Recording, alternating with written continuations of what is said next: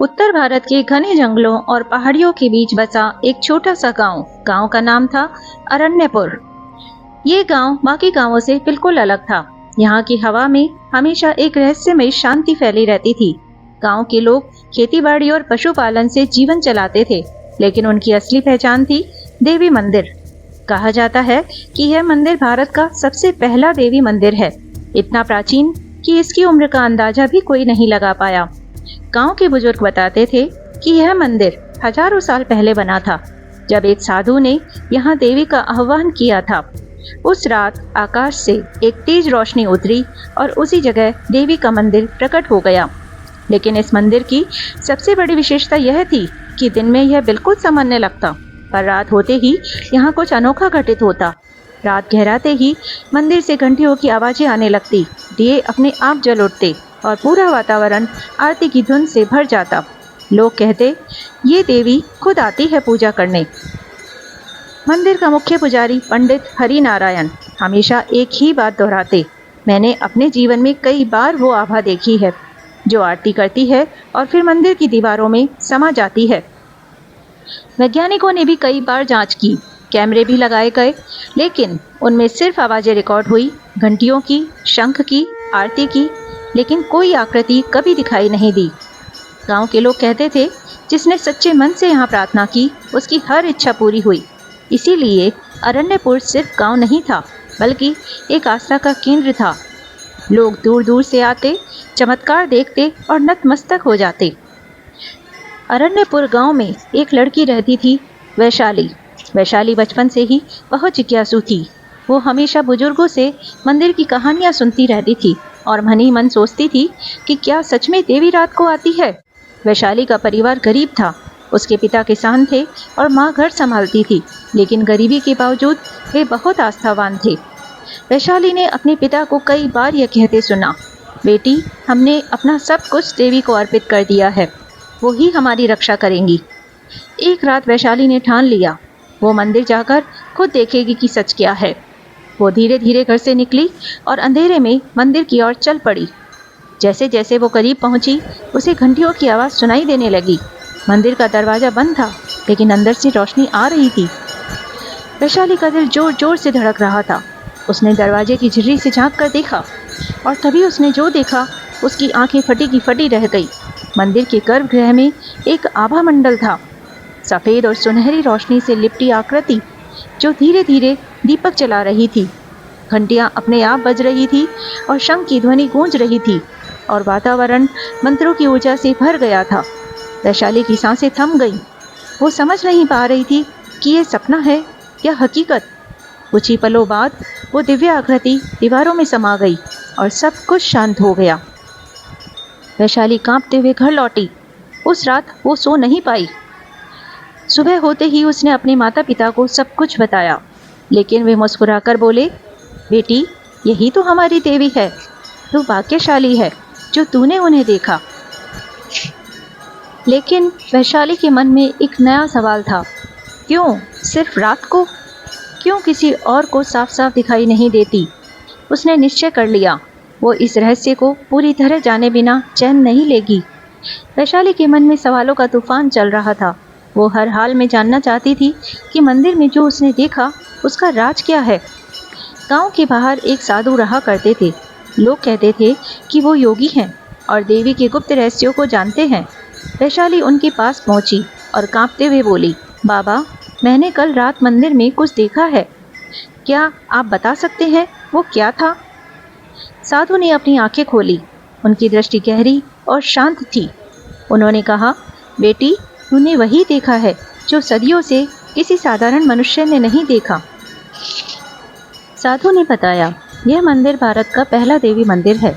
यहाँ की देवी रात को स्वयं प्रकट होती हैं, लेकिन वे सबको दिखाई नहीं देती, केवल उन्हीं को जिनका मन निर्मल और श्रद्धा सच्ची हो। वैशाली की आंखों में चमक आ गई। उसने पूछा, तो क्या मैं चुनी हुई हूँ? साधु मुस्कुराए, शायद, लेकिन यह रहस्य सिर्फ देवी जानती हैं। तेरा कर्तव्य है कि तू इसे साधारण लोगों से छिपा कर रखे, क्योंकि सच सबके लिए नहीं होता। वैशाली संतुष्ट नहीं हुई। अगले दिन वो मंदिर के पुजारी से मिली। पुजारी ने उसकी बातें सुनी और गंभीर हो गए। उन्होंने कहा, बेटी, तू जिस सच्चाई को जानना चाहती है वो बहुत खतरनाक है, उस रास्ते पर मत चल। लेकिन वैशाली ने हिम्मत से कहा, पंडित जी, जब देवी ने मुझे दर्शन दिए तो क्या ये संयोग था? नहीं, इसका कोई अर्थ जरूर है। धीरे धीरे वैशाली की बातें गांव में फैलने लगी। लोग उससे सवाल करने लगे, क्या सचमुच तूने देवी को देखा? कुछ लोग उसे झूठा मानने लगे तो कुछ ने कहा कि वैशाली पर देवी की कृपा है। गांव में खलबली मच गई, लेकिन वैशाली अपने इरादे पर अड़िग रही। उसने ठान लिया वो रात को फिर से मंदिर जाएगी, लेकिन इस बार छिपकर नहीं, बल्कि सीधे देवी से प्रश्न पूछेगी। वैशाली ने मन ही मन कहा, माँ, अगर आपने मुझे चुना है तो मुझे अपना राज बताइए। वैशाली ने संकल्प लिया कि आज की रात उसकी जिंदगी बदल देगी। उसने न स्नान किया न भोजन, बस सारा दिन उपवास रखकर देवी का ध्यान करती रही। गांव के लोग उसे रोकते रहे, मत जा बेटी, ये राह खतरनाक है। लेकिन वैशाली के कदमों में अड़िग विश्वास था। वो बोली, सच से डरना नहीं चाहिए। अगर माँ ने मुझे दर्शन दिए हैं तो जरूर कोई कारण है। आधी रात को उसने मंदिर का द्वार खोला। भयानक सन्नाटा छाया हुआ था। केवल हवा की सीटी और घंटियों की धीमी झनकार सुनाई दे रही थी। वैशाली ने दीपक जलाया और देवी की मूर्ति के सामने बैठ गई। उसका दिल तेजी से धड़क रहा था। अचानक पूरे मंदिर में तेज प्रकाश फैल गया। घंटियां अपने आप बज उठी। मूर्ति से एक दिव्य आभा निकलने लगी और वैशाली की आंखों के सामने स्वयं देवी प्रकट हो गई। वैशाली स्तब्ध होकर जमीन पर गिर पड़ी। माँ, सचमुच आप मेरे सामने हैं। देवी की वाणी गूंजी, बेटी, तूने जो देखा वह चमत्कार नहीं, बल्कि आस्था की शक्ति है। यह मंदिर भारत का पहला देवी मंदिर है। सदियों से यहाँ मेरी शक्ति विद्यमान है, लेकिन केवल वही मुझे देख सकता था जिसके मन में छल कपट न हो। वैशाली ने साहस करके पूछा, माँ, फिर आपने मुझे ही दर्शन क्यों दिए? देवी मुस्कुराई, क्योंकि तुम में प्रश्न करने का साहस है और सत्य को स्वीकारने का हृदय भी। देवी ने आगे कहा, जाओ और गांव वालों से कहो, सच्चा मंदिर पत्थर और मूर्तियों से नहीं, बल्कि मन की श्रद्धा से बनता है। अगर वे एक दूसरे से प्रेम और विश्वास रखेंगे तो हर घर मंदिर होगा और हर दिल में देवी वास करेंगी। इतना कहते ही देवी प्रकाश में विलीन हो गई। लेकिन उस प्रकाश की ऊर्जा ने पूरे मंदिर को जीवित कर दिया। दीवारों पर पुराने चित्र जगमगाने लगे और वातावरण में एक दिव्य सुगंध फैल गई। वैशाली बाहर निकली तो देखा पूरा गांव जाग उठा था। लोग मंदिर की ओर दौड़ रहे थे। उसने सबको सच बताया। गांव वाले रो पड़े और बोले, हमने कभी नहीं सोचा था कि देवी अब भी हमारे बीच में है। उस दिन से वह मंदिर पूरे गांव की शक्ति बन गया। लोग एक दूसरे से प्रेम करने लगे। गांव में कोई भूखा न सोता और कोई अकेला न रहता। वैशाली का नाम इतिहास में दर्ज हो गया, वो लड़की जिसने देवी का रहस्य जाना और पूरे गांव को बदल दिया।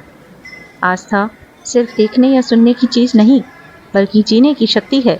जब मन निर्मल हो तो भगवान खुद आपके रास्ते में आ खड़े होते हैं। दोस्तों, अगर इस रहस्यमयी कहानी ने आपके दिल को छू लिया हो तो इसे आप ज़्यादा से ज़्यादा लोगों तक पहुंचाइए, क्योंकि आस्था का ये संदेश सिर्फ एक गांव का नहीं, बल्कि हम सबकी ज़िंदगी का है।